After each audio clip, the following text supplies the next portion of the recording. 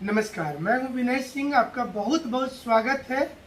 झारखंड में क्या नियुक्ति की बहार आने वाली है या फिर जो खानापूर्ति प्रक्रिया होती है वो हो रही है, तो जिम्मेवारी पर आज बात करेंगे और आज का टॉपिक जिम्मेवारी होगा। लेकिन आपको बताएंगे हेमंत सोरेन जी के पास नीलिमा केरकेटा, मेरी नीलिमा केरकेटा आज मिलने पहुंची। मिलने के दौरान क्या कुछ बातचीत हुआ ये हम आपको बताएंगे, और क्या ये सबके बीच 11th जेपीएससी आने वाला है। और सबसे बड़ा सवाल कि क्या 1932 पर मुख्यमंत्री यू टर्न लेने वाले हैं। क्या कुछ चल रहा है झारखंड में, और स्टूडेंट की दुविधा वही है कि क्या जिनकी नौकरी पाइपलाइन में रुकी हुई थी क्या उनको मिल जाएगी। कल देर शाम को जिस प्रकार से चिट्ठी के बाद सरकार ने ये बता दिया कि वो रिजल्ट निकालने में देरी नहीं करती है। हिस्ट्री सिविक्स का रुका हुआ रिजल्ट तो निकाल दिया, लेकिन उन तमाम लोगों के लिए जिज्ञासा वाला प्रश्न कर दिया जिनके रिजल्ट रुके हुए हैं, ये पाइपलाइन में पड़े हुए हैं। उनका अब क्या होगा, क्या उनका रिजल्ट भी निकल जाएगा। ये सरकार ने बताने का कोशिश कर दिया कि हमें जो करना था हमने कर दिया, आगे की बात को देखा जाएगा। आज मेरी नीलिमा केरकेटा जब पहुंची मुख्यमंत्री से मिलने, तो लोगों को बहुत सारी आशाएं थी कि मुख्यमंत्री सचिवालय से बहुत सारी चीजें आएंगी। मुख्यमंत्री सचिवालय ने आज प्रेस को ब्रीफ करते हुए एक चिट्ठी लिखा और चिट्ठी में बताया कि पारदर्शिता होकर रहेगा, यानी कि जेपीएससी आने वाले समय में कौन कौन सी नियुक्ति करेगी, इसके लिए 10 से 15 दिन का वक्त लगेगा। इस सबके बीच सबसे बड़ा सवाल यही है कि सिर्फ प्रोफेसर की नियुक्ति, पॉलिटेक्निक प्रोफेसर की नियुक्ति के अलावा रिम्स की नियुक्ति और उसके साथ साथ जेपीएससी 11th की नियुक्ति, क्या 11th जेपीएससी को लेकर सरकार के दिमाग में कुछ प्लानिंग चल रहा है, ये सोचने वाली भी बात होगी। इस बीच में जिक्र खंडेलवाल कमेटी का करना पड़ेगा, क्योंकि खंडेलवाल की 3 सदस्यीय कमेटी ने अभी तक अपनी रिपोर्ट नहीं सौंपी है।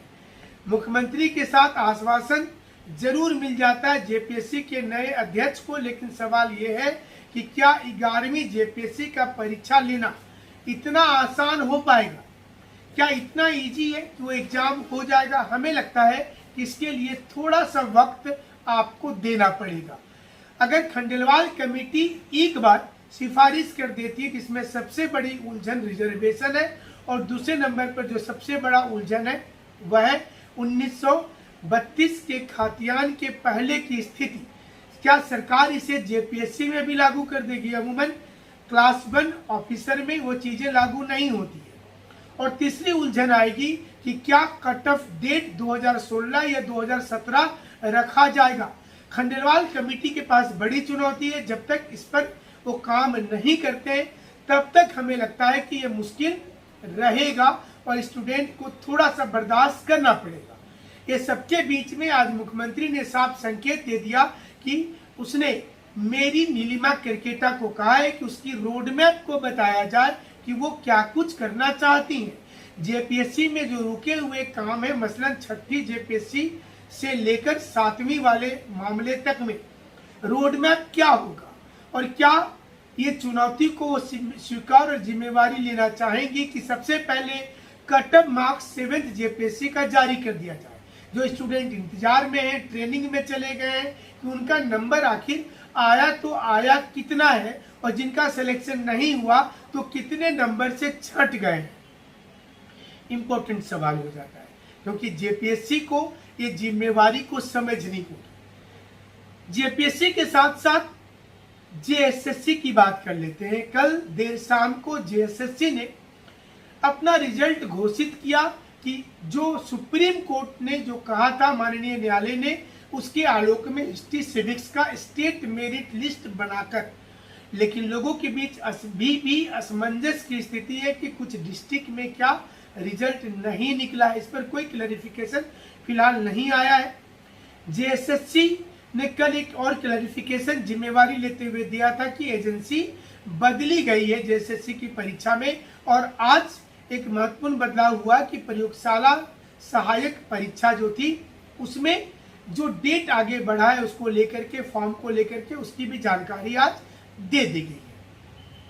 ये सबके साथ में जेएसएससी पंचायत सचिव अभ्यर्थी और 229 का क्या चक्कर है, इसको समझना पड़ेगा कि 229 संकल्प संख्या जेएसएससी ने नहीं लाया था, बल्कि ये कैबिनेट और सरकार ने लाया था, इसलिए इसे वापस लेने का अधिकार कैबिनेट के पास होगा। कैबिनेट अपनी बैठक में 229 संकल्प संख्या को वापस पहले ले ले और उसके बाद जेएसएससी को बोल दे कि वो उनका भी रिजल्ट निकाल दे, जो लोग इंतजार में खड़े हैं, और इससे बात बनेगी। और जैसे ही पंचायत सचिव का रिजल्ट आएगा उसके तुरंत बाद कारा चालक और राजस्व वाला जो रिजल्ट रुका हुआ है वो रिजल्ट का भी रास्ता खुल जाएगा।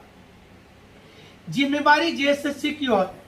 सीटेट को लेकर जो लोग एग्जाम की तैयारी में लगे हैं उनका क्या होगा? बिहार में सीटेट को मान्यता मिलने के साथ झारखंड में भी सीटेट वाले इस पूरी आंदोलन के साथ में जुड़ गए हैं कि उनको कम से कम मौका दिया जाए जेटेट का समतुल्य। वहीं दूसरी ओर जेटेट की तैयारी कर रहे बच्चों को लगता है कि जो सुपर टेट की बात की जा रही है, अगर उसके पहले जेटेट नहीं हुआ तो उनके साथ बेईमानी होगी, क्योंकि आने वाले वक्त में परीक्षा कब होगा ये बोलना मुश्किल होगा।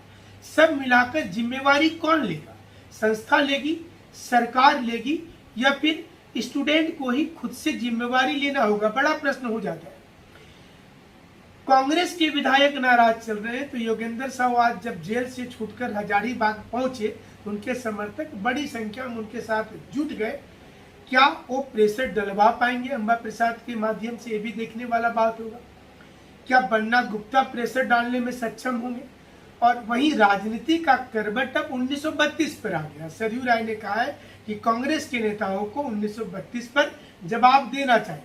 खबर ये भी आ रहा है कि हेमंत सोरेन अब एक यू टर्न मारने वाले हैं। क्या अगर वो यू टर्न मारते हैं 1932 के मुद्दे पर, तो क्या विपक्षी खेमा चुप बैठेगा और क्या कोर वोटर चुप बैठेंगे? बहुत बड़ा सवाल होगा। रिजर्वेशन पर क्या होगा?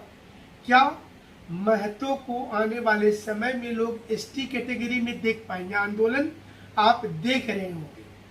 सबके बीच रोजगार पर इतना बड़ा आंदोलन ना तो किसी पार्टी ने किया ना किसी और ने किया, तो ये भी एक जिम्मेवारी बात हो जाती है कि जिम्मेवारी कौन लेगा कि स्टूडेंट्स के रोजगार उनको मिल जाए सही समय पर। रोजगार शब्द हम इसलिए बोल रहे हैं क्योंकि अब मुख्यमंत्री चाहे बिहार के हों चाहे झारखंड के हों, अब नौकरी शब्द बोलना छोड़ चुके हैं।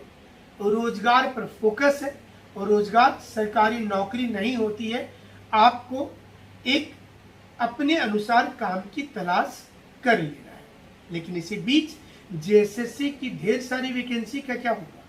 क्या 1932 वाले मैटर पर इस वैकेंसी पर आंच आ जाएगी, या फिर उसके रहते हुए 1932 के रहते हुए जेएसएससी के सारे वैकेंसी फुलफिल हो जाएंगे? ये सवाल भी रह जाता है। हमारे साथ आप इसी प्रकार से जुड़े रहिएगा। सरकार के अंदर क्या चल रहा है, कौन सी चीजों में राजनीति हो रही है, और इस सबके बीच युवा के भविष्य का क्या होगा, हम अपना विश्लेषण करते रहेंगे। हमारे साथ जुड़ने के लिए आपका शुक्रिया, धन्यवाद।